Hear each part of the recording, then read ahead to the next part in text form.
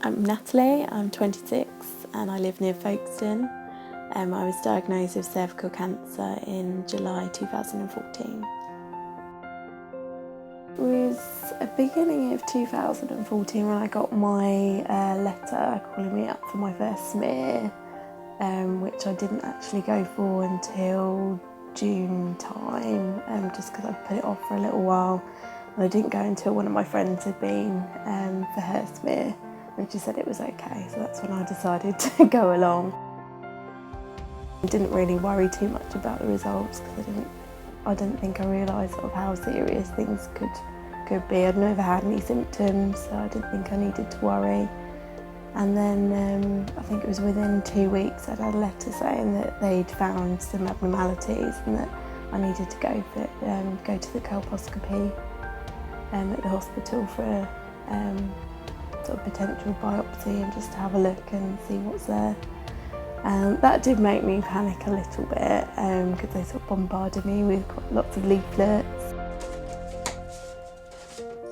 And came to my appointment and Mike came with me, my partner, when they actually decided to do a biopsy there and then at my appointment, and that was really, really painful under local anaesthetic. They said they could definitely see abnormalities and they'd sort of get back to me as soon as possible. The diagnosis appointment was really hard because it was exactly a year after we'd had a miscarriage, and that had sort of taken a while for us to get over, and it felt like we were now having something else to go through, and it was a lot to take in. It was very overwhelming, but the consultant was really good. He actually sort of drew diagrams to explain what surgery they'd already done and what they were going to have to do, where the cancer was situated and all the sort of different types of abnormalities. The first surgery I had was a LETS treatment, and the second I had a cone biopsy.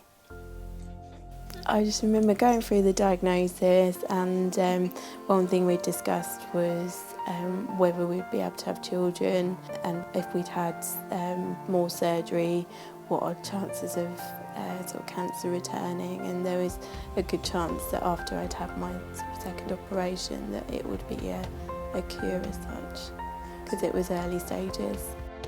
After both the LETS and the cone biopsy, it was only a few weeks recovery period, really, so I was quite lucky to sort of get back up and running.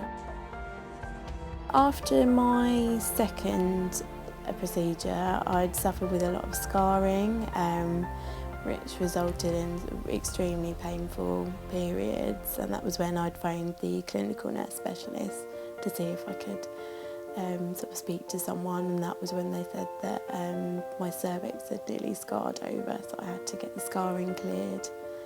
And that was probably the main side effect that I had, and also a few problems during pregnancy to do with my cervix, and that was down to scarring again from the operations that I'd had. Describe myself as cancer-free. Whilst I was pregnant, I couldn't have any checkups as such, so I did go pretty much just over a year without having any tests, and I've recently gone back for my first test, which is my first smear at colposcopy, and that had come back as borderline. So I'm a little bit worried about that now, seeing as I was all clear before I had my baby. But I'm just going to see what happens, really.